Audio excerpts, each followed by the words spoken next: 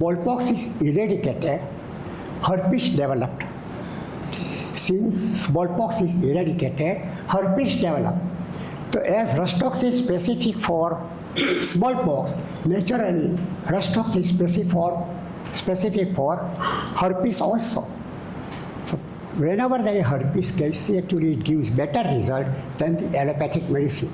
So why herpes? So why Rustox is important? Because it came from smallpox. In smallpox also, Rustox is specific, and therefore in herpes also Rustox is specific. Now you know Urtica. Urtica, perhaps the Gujarati name of Urtica is Kavach.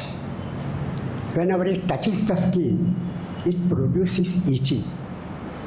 So therefore, Urtica produces urticarial eruption, and therefore Urtica is again medicine for urtica. Urticaria is medicine for urticaria because its spur is the touch of the plant, it produces itching. Therefore, Urtica is a medicine for urticaria.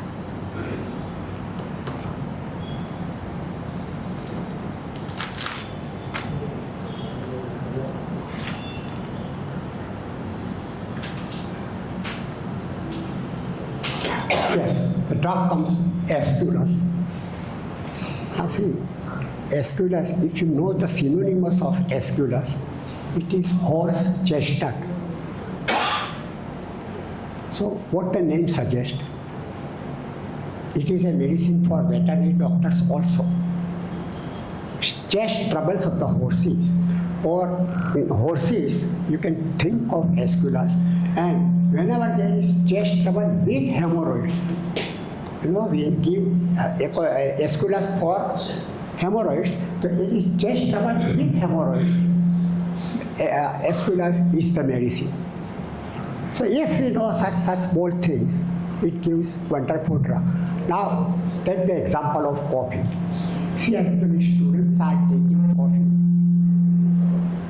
Students are taking coffee during the examination time. That it produces freshness state. It causes wakefulness till the exams. So whenever the wakefulness is there and patient cannot get sleep, we give coffee to produce sleep. Because coffee produces wakefulness and active mind. So wherever there is active mind during sleep and we cannot get sleep, we think of coffee. See, coffee wakes the patient while coffee produces sleep. Doctrine of signature, isn't it? On that ground, see, actually, for memory, people give badam, almond. But actually, almond shape is hard. It is a medicine for lovers, not for brain. Brain shape you will find in walnut, akhrot. Akhrot is a real brain tonic. So according to signature of doctrine also, you can think of that food.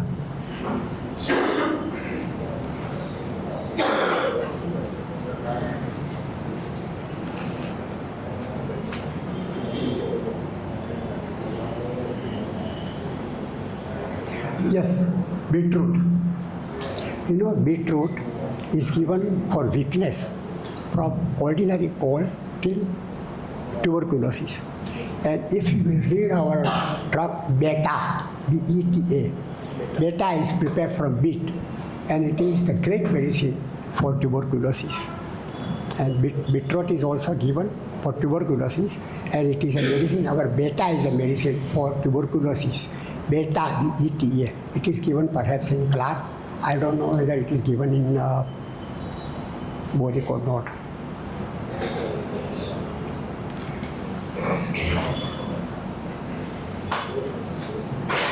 Now, come to suppose hair fall, which is a great problem.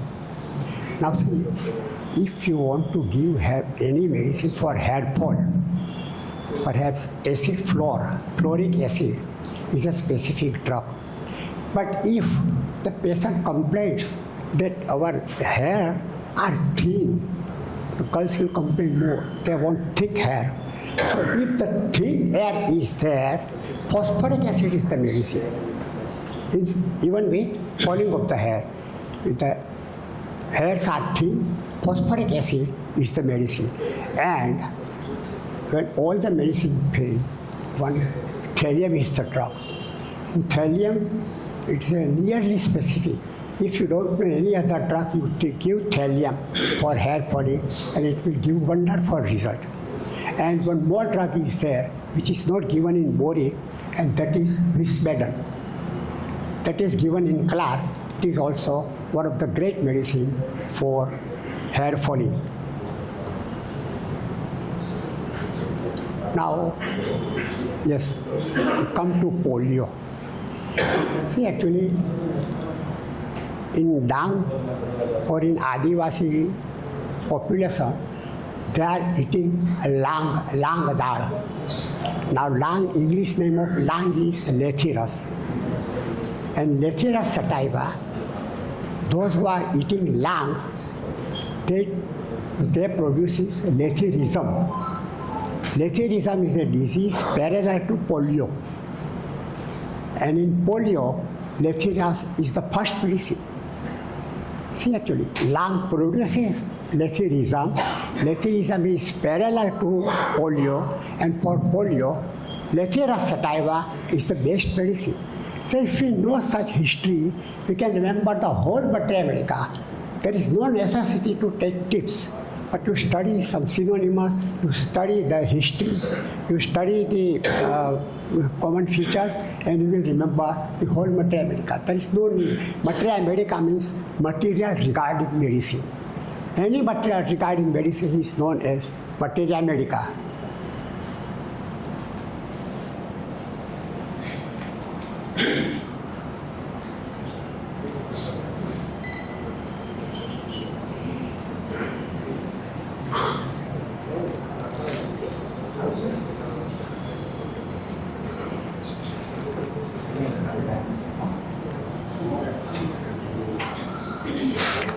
Yes, the homeopathic oxygen. Actually, Aspidosperma is considered to be best homeopathic oxygen. Actually, I give Aspidosperma, I prescribe Aspidosperma to all my patients, those who are going on the hill stations, Gangtok, etc., where there is lack of oxygen. So they are going with the Aspidosperma mother tincture, and they enjoy the entire vacation very nicely. Aspidosperma mother tincture is a near homeopathic oxygen.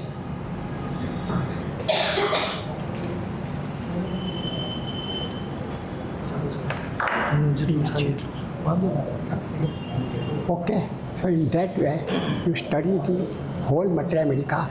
There is no tips.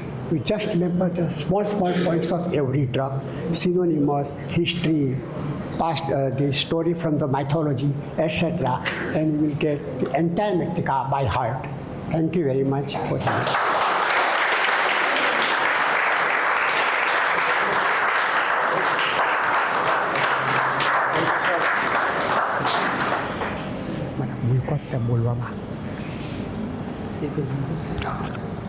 સાહેબ તમારે 100 વર્ષ રહેવાનું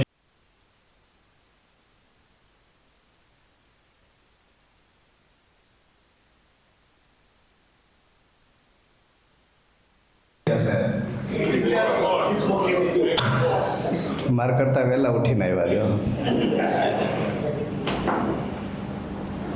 હમણાં સરે એસ્પિડોસ્પર્માની વાત કરીને તો હમણાં જ તમને વાત કરું કે થોડાક દિવસ પહેલાં જ એક પેશન્ટ હતો, એને પલ્મનરી આર્ટરી થ્રોમ્બોસિસ થયેલું. પેશન્ટ આવીને કે મને પી થ્રોમ્બો થયું છે, પી થ્રોમ્બો. અને એની કમ્પ્લેન્સ હતી કે એ 2-4 દાદરા પણ ન ચડી શકે અને એકદમ આ કન્ડિશનમાં એ આવી જાય. અને કમ્પ્લીટ રેપર્ટરીમાં બહુ એક જ સરસ રૂબ્રિક છે, heart and circulation thrombosis artery પલ્મનરી. અને ધ ઓનલી રેમેડી ઇઝ એસ્પિડોસ્પર્મા. એસ્પિડોસ્પર્મા એને 3x ડાયલ્યુશનમાં અમે આપી અને પછી 4 દિવસમાં આઈ થિંક 4 દિવસમાં એ પેશન્ટ અમારી પાસે આવ્યું હતું અને એમ કીધું કે મારે અર્જન્ટલી કોઈ કામથી કોઈ એક બિલ્ડિંગમાં 4 માળ ચડવાનું થયું અને હું વગર કર્યા ચડી ગયો. આ 4 જ દિવસનો મેજિક એ પેશન્ટ. એટલે હોમિયોપેથિક ઓક્સિજન સાહેબે બરાબર કીધું. હવે જે ટોપિક આપણે ડિસ્કસ કરવાનો છે કે હોમિયોપેથીમાં હોસ્પિટલ હોય ને, હોમિયોપેથીમાં હોસ્પિટલ હોય અને ભારતની અંદર હોમિયોપેથીમાં હોસ્પિટલ છે અને હોમિયોપેથીના વિજ્ઞાનની શરૂઆત જ હોસ્પિટલથી થઈ હતી. હોમિયોપેથીની છેલ્લી હોસ્પિટલ વર્લ્ડમાં ફિલાડેલ્ફિયામાં હતી, જે લગભગ આઈ થિંક 1928 કે 32માં લગભગ બંધ થઈ. આઈ થિંક એ હેનીમેન હોમિયોપેથિક મેડિકલ યુનિવર્સિટી, મતલબ એ જ્યારે કોલેજ તરીકે ઓળખાતી અને અત્યારે ફિલાડેલ્ફિયામાં એક્ઝિસ્ટ કરે છે. નામ એનું જ છે, હેનીમેન મેડિકલ યુનિવર્સિટી નામ છે, પણ હવે કામ અંદર ત્યાં એના પૂર્વજોનું થાય છે, એલોપેથનું થાય છે. તો એવું જ હોસ્પિટલ મેનેજમેન્ટ આપણા સુરતમાં પણ થઈ રહ્યું છે. સુરતમાં પણ એવી 2 હોસ્પિટલ્સ છે. એટલે એ હિંમત જેમણે કરી છે એમને તો દાદ દેવી જ પડે. અને obviously it's a legal hospital, not so called hospital. અને એમણે એ હોસ્પિટલ ચલાવી શકે છે, હોમિયોપેથીમાં હોસ્પિટલ ચાલી શકે અને એના પરિણામ મળી શકે એવું એ લોકોએ કોવિડ દરમિયાન પણ ઘણું બધું પુરવાર કર્યું છે. ઘણા બધા સારા કેસીસ ત્યાં હોસ્પિટલમાં મેનેજ થતા હોય છે. એટલે ક્યારે પણ એવું બને કે હોમિયોપેથીથી એવી એક્યુટ કન્ડિશન્સ અથવા એવી કોઈ ક્રોનિક કન્ડિશન જેને ડે કેરની જરૂર પડે, તમારા જ પેશન્ટ હોય, તમે જ ટ્રીટ કરતા હો અને એને જો એડમિશનની જરૂર પડે તો તમે હોમિયોપેથિક હોસ્પિટલમાં એમાં તમે પેશન્ટને એડમિટ કરીને તમે જ તમારું પેશન્ટ મેનેજ પણ કરી શકો. આવું પણ એક ચાન્સ છે. તો એવા 2 ડૉક્ટર્સ આપણી વચ્ચે ઉપસ્થિત છે, ડૉક્ટર જયેશ ઘાડિયા, અંશ હોમિયોપેથિક હોસ્પિટલ, અને doctor Pankaj Lakhani, homeopathy forever hospital. આ 2 ડૉક્ટર્સ આજે 1 કલાક આપણી પાસે છે. એ દરમિયાન આઈપીડી મેનેજમેન્ટ કઈ રીતે હોમિયોપેથીમાં થાય એ આપણને જાણ કરશે. ઇન્ડિયામાં બીજી એક હોમિયોપેથીની હોસ્પિટલ છે, બહુ ફૂલ ફ્લેશ્ડ છે અને ખૂબ પ્રચલિત છે. કોઈને ખબર છે? પુણેમાં છે, પુણેમાં હે ને, આદિત્ય હોસ્પિટલ, ડૉક્ટર અમરસિંહ નિકમ. અમે ત્યાં રૂબરૂ જઈ આવ્યા. 2 હોસ્પિટલ છે, એની જૂની હોસ્પિટલ 4 માળની છે, નવી હોસ્પિટલ છે 8 માળની છે. ત્યાં એમઆઈના પેશન્ટ પણ એડમિટ થાય છે. હોસ્પિટલની પોતાની એમ્બ્યુલન્સ છે, ત્યાં કોઈ સલાઈન નથી, ત્યાં કોઈ પેરાસિટામોલ નથી, અને છતાંય એટલી જ એક્યુટ કન્ડિશન એ હોસ્પિટલમાં મેનેજ થાય છે. એ નવી હોસ્પિટલનું ઉદ્ઘાટન દેવેન્દ્ર ફડણવીસે કર્યું જ્યારે એ મુખ્યમંત્રી હતા. મતલબ બહુ ફેન્ટાસ્ટિક વર્ક. એવી તો ઘણી બધી છે. આગ્રામાં પરીખ હોસ્પિટલ છે. અને આઈ થિંક ઘણા ટાઈમ પહેલાં એક ડૉક્ટર બાબર કરીને સુરત આવેલા, હી ઇઝ અ ગાયનેકોલોજિસ્ટ, અને એની આખી ફૂલ ફ્લેશ હૈદરાબાદમાં ગાયનેક હોસ્પિટલ છે. તો આવી ઘણી બધી હોસ્પિટલ્સ છે ઇન્ડિયામાં. તો એવો જ આજે પણ આપણે થોડું ઘણું જોઈએ કે આઈપીડી મેનેજમેન્ટ કઈ રીતે હોમિયોપેથીમાં કરી શકીએ. So I welcome doctor Pankaj Lakhani first. Please sir, welcome. We welcome you on behalf of HMI Surat.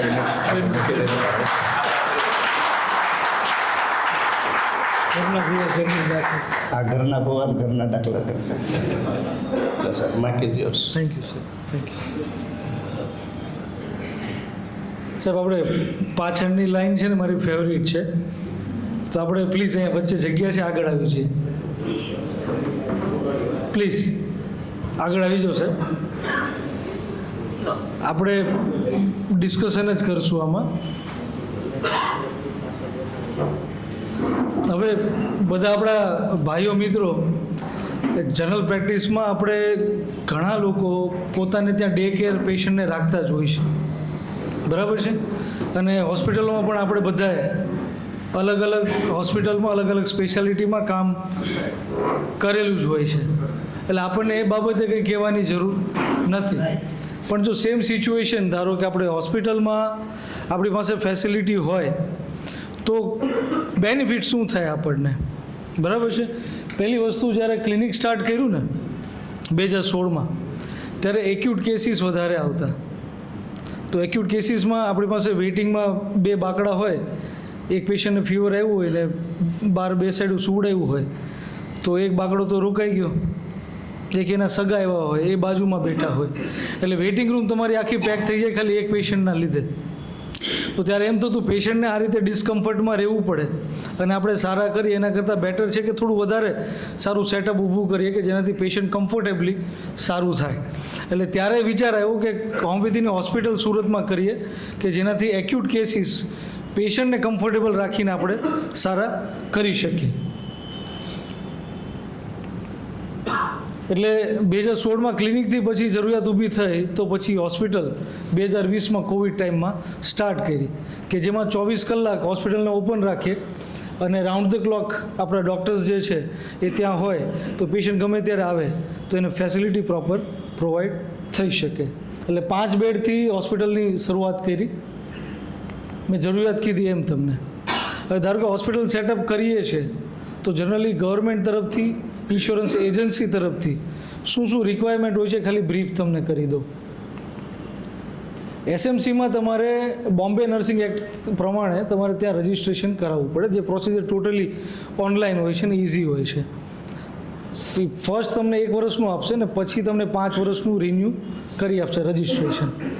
A registration compulsory છે જો તમે હોસ્પિટલ સેટઅપ ઊભું કરતા હોય અને ઇન્સ્યોરન્સ જે એજન્સીઓ હોય એ પણ આ પહેલાં સર્ટિફિકેટ માંગશે તમારી પાસેથી. સેકન્ડ છે કે આયુષ હોસ્પિટલ હોય તો મિનિમમ 5 બેડની રિક્વાયરમેન્ટ અત્યારે છે, જે અત્યારે એમાં ચેન્જીસ પ્રોજેક્ટ કરેલા છે તો 5માંથી હવે 10 બેડ સુધી એ લોકો લઈ જવાના છે, હજુ ચેન્જીસ નથી કર્યા. થર્ડ છે રાઉન્ડ ધ ક્લોક તમારી પાસે હોમિયોપેથી ડૉક્ટર અવેલેબલ હોવા જોઈએ ત્યાં ને ત્યાં. ચોથું છે મિનિમમ તમારા જે મેન્ટેન ડેઇલી પેશન્ટના જે ડેઇલી રેકોર્ડ છે એ તમારે રેકોર્ડ મેન્ટેન રાખવા પડે, પ્લસ કોઈ પણ ઇન્સ્યોરન્સમાંથી રિપ્રેઝેન્ટેટિવ ત્યાંથી આવે તો તમારે ડેટા એને પ્રોવાઈડ કરવા પડે, ઇઝીલી એક્સેસિબલ હોવા જોઈએ. જીપીસીબીમાં તમે એઝ અ હોમિયોપેથ જો તમે કોઈ પણ જાતનું બાયોમેડિકલ વેસ્ટ પ્રોડ્યુસ ના કરતા હોય તો જીપીસીબીને તમે એફિડેવિટ કરીને આપી શકો. આપણી પાસે જીપીસીબીમાંથી હોમિયોપેથિક મેડિકલ એસોસિએશન તરફથી એક લેટર પણ આવેલો છે કે જો તમારી પાસે એફિડેવિટ તમે આપો પ્રોડ્યુસ નથી થતું તમે બાયોમેડિકલ વેસ્ટ, તો તમે જીપીસીબી પાસેથી સર્ટિફિકેટ અથવા તો તમારી પાસે બાયોમેડિકલ વેસ્ટનું એજન્સીનું સર્ટિફિકેટ ના હોય તો પણ ચાલે. અને બીજું છે તમે જો કોમર્શિયલ બિલ્ડિંગમાં હોય તો બીયુસી સર્ટિફિકેટ અને ફાયર સેફ્ટી તમારા બિલ્ડિંગ તમારા પ્રીમાઇસીસનું જોશે. બેનિફિટ શું થાય છે? હોસ્પિટલ સેટઅપ હોય, ઇન્ડોર ફેસિલિટીઝ હોય તો બેનિફિટ 3 લેવલે થાય. એક તો પેશન્ટના લેવલે, પેશન્ટને શું બેનિફિટ થાય તો જે કન્ડિશન ફોર એક્ઝામ્પલ કે ટાઇફોઇડ છે, મેલેરિયા છે, એપેન્ડિક્સ છે, ઇન્ટેસ્ટિનલ ધારો કે ઓબ્સ્ટ્રક્શન થયું છે, તો આ જ કન્ડિશનમાં ધારો કે પેશન્ટ એલોપેથીમાં કોઈ હોસ્પિટલમાં એડમિટ થાય છે અને જે પ્રોસિજરમાંથી એ પસાર થશે, જેટલી મેડિસિનો એનામાં જશે, જેટલી સિચ્યુએશન પેઇનફુલ હશે અને દવામાંથી પાછી રિકવરી થતાં એને જેટલો ટાઈમ લાગશે, એ જે આખો પીરિયડ છે, એ જે એક્સપિરિયન્સ છે એ હોમિયોપેથીમાં આખું ટોટલી અલગ હશે. એક તો શોર્ટ ડ્યુરેશનમાં રિકવર થશે, દવા ઓછી ખાઈને સારું થશે, રિકવરી દવા આપ્યા પછી જે પેશન્ટ રિકવર થશે, દવાની સાઈડ ઇફેક્ટના લીધે પછી જે પાછળ એલોપેથી મેડિસિન્સમાં જે રિકવરી કરતાં વાર લાગતી હોય એ હોમિયોપેથી મેડિસિનમાં એ વસ્તુ નથી આવતી. એટલે પેશન્ટને તમે હોસ્પિટલમાંથી રજા આપી એટલે પેશન્ટ એનું ડે ટુ ડે લાઈફ આખી કન્ટિન્યુ કરી શકે. એપિટાઇટ, થર્સ્ટ, જનરલ એનર્જી બધી જ વસ્તુ ટોટલી એની રિકવર થઈ હશે. એટલે કમ્પેર જો કરો તો હોમિયોપેથીથી જો એ સેમ ડિસીઝ તમે સરખો કર્યો હોય તો પેશન્ટનો એક્સપિરિયન્સ ટોટલી ડિફરન્ટ હોય છે. બીજી વસ્તુ, રિઝલ્ટ જે મળે છે એ ઝડપી છે ને પેઇનલેસ છે, પેશન્ટને તકલીફ ઓછી થાય છે. સેકન્ડ ઓપિનિયન લેવો હોય પેશન્ટ માટે તો પેશન્ટ તમારી પાસે જ છે અને તમારે જે ડૉક્ટરનો સેકન્ડ ઓપિનિયન લેવો છે એ ત્યાં ને ત્યાં તમને ઝડપથી મળી રહેશે. એટલે પેશન્ટની સુધારો આપણે વધારે ઝડપથી કરી શકીએ. બીજું છે ટ્રીટમેન્ટ આપણી જે છે એ કોસ્ટ ઇફેક્ટિવ છે. જનરલી આપણે હોસ્પિટલની વાત કરીએ તો પર ડેનું કોસ્ટિંગ પેશન્ટને 2500 થી 3500 રૂપિયાનું ટોટલ પડે. એમાં હોસ્પિટલનો સ્ટે આવી ગયો 24 અવર્સનો, bed charge, linen charge, nursing charge, medicine charge અને કન્સલ્ટિંગ ચાર્જ. ટોટલી 2500 થી 3500 એક દિવસનો ટોટલ ખર્ચો આવી જાય છે. એટલે ઇન્સ્યોરન્સ એજન્સીઓ હોય એને પણ એટલું ખર્ચાળ નથી પડતું, પેશન્ટને પણ ખર્ચાળ નથી પડતું જો એના પોકેટમાંથી આપવાના હોય તો. બીજું, તમારી હોસ્પિટલ બધા જ નોર્મ્સ આયુષના હોસ્પિટલ માટેના જો ફૂલફિલ કરતું હોય તો ઇન્સ્યોરન્સ કંપની તમને એ પેશન્ટને ટોટલ જે અમાઉન્ટ છે એ ડિસ્બર્સ કરતું હોય છે, તો જેનાથી પેશન્ટના પોકેટમાંથી એ ખર્ચો લાગતો નથી. અને આ કન્ડિશન્સ જે એક્યુટ કન્ડિશન એ એલોપેથી હોસ્પિટલમાં એડમિટ થઈને ટ્રીટ કરવાનો એ જ વસ્તુ તમે હોમિયોપેથીમાં કરો છો તો પેશન્ટનો ટ્રસ્ટ તમારા ઉપર વધારે વધી જાય, બમણો થાય હોમિયોપેથી ઉપર. એટ પર્સનલ લેવલ જે પેશન્ટ તમે ઘરેથી ધારો કે ફીવર માટે ટ્રીટ કરો છો હોમિયોપેથિકલી, સેમ પેશન્ટ તમારી સાથે હોય, તમારી પાસે હોય, તો એને કન્ટિન્યુઅસ તમે મોનિટરિંગ કરી શકો, ડોઝ તમે તમારા મોડિફિકેશન કરી શકો ઇઝીલી, અને પેશન્ટની રિકવરી તમે ઝડપથી કરી શકો. ઘણીવાર એવું થાય કે પેશન્ટ તમારી સામે હોય તો અમુક હિસ્ટ્રી જે ફર્સ્ટ ટાઈમ રિવીલ ના થઈ હોય એ તમે ત્યાં પેશન્ટને સામે રાખીને ઓબ્ઝર્વેશન કરીને એ વસ્તુ સામે આવતી હોય છે જે પેશન્ટ હિસ્ટ્રીમાં નથી આપી હોતી. એટલે સેકન્ડ પ્રિસ્ક્રિપ્શન તમારું મેડિસિન જે સેકન્ડ પ્રિસ્ક્રિપ્શન આપવાનો હોય એ મેડિસિન ચેન્જ થઈ જતી હોય, ઘણીવાર પોટેન્સી ચેન્જ થઈ જતી હોય, તો એ બિકોઝ કે એ તમારી પાસે છે એટલા માટે. ઘણીવાર પાસે હોવાથી તમને વધારે એક્સ્ટ્રા ટાઈમ મળે, તો પેશન્ટના રિલેટિવ્સને તમે એક્સ્ટ્રા ડેટા માટે પૂછી શકો, પેશન્ટને શાંતિથી કમ્ફર્ટેબલ થાય પછી એક્સ્ટ્રા ડિટેલ્સ એની પાસેથી લઈ શકો. એટલે ઓવરઓલ પેશન્ટને એ બેનિફિટ થાય, આપણું નોલેજ સુધારો થાય, સેકન્ડ ઓપિનિયન લો છો, બીજા ડૉક્ટરને બોલાવો છો, સિનિયર ડૉક્ટર્સને, કોઈ એલોપેથી ડૉક્ટર્સને તમે બોલાવો છો એક્સપર્ટ ઓપિનિયન માટે, તો તમારું ડૉક્ટર સાથેનું નેટવર્કિંગ વધે, એના સાથેના રિલેશન સુધરે છે. અને પર્સનલ લેવલે તમારા રિલેશન્સ પ્લસ તમારું નોલેજ બંને એમાં ગેઇન થતા હોય છે. તમારો કોન્ફિડન્સ એનાથી વધે છે. બીજું, હોસ્પિટલ સેટઅપ હોય અને ક્લિનિકલ સેટઅપ હોય તો બંનેની ઇન્કમમાં ઘણો ફરક પડી જાય, એટલે ફાઇનાન્શિયલ તમારો ગ્રોથ એમાં થતો હોય છે. અને સોસાયટીમાં બિકોઝ ક્લિનિકની જગ્યાએ તમારી પાસે હવે હોસ્પિટલ છે તો તમારી રેપ્યુટેશન સોસાયટીમાં ચેન્જ થઈ જાય, રાઈટ. એટલે આપણે બધા પાસે લાઇસન્સ તો છે જ તે કે આપણે હોમિયોપેથી હોસ્પિટલ ઊભી કરી શકીએ. સ્ટુડન્ટ લેવલે કે જે લોકો ને હોમિયોપેથી લર્ન કરવું છે, શીખવું છે, એ લોકોને પેશન્ટ તમારી એની સામે મળી રહેશે, પેશન્ટ 24 કલાક એની સામે હશે, તો hand to hand practical any training થશે. પેશન્ટનો કેસ ડેટા લેતા હશું ત્યારે સાથે બેઠા હશે, પ્રોપર ટ્રેન થઈ જાય પછી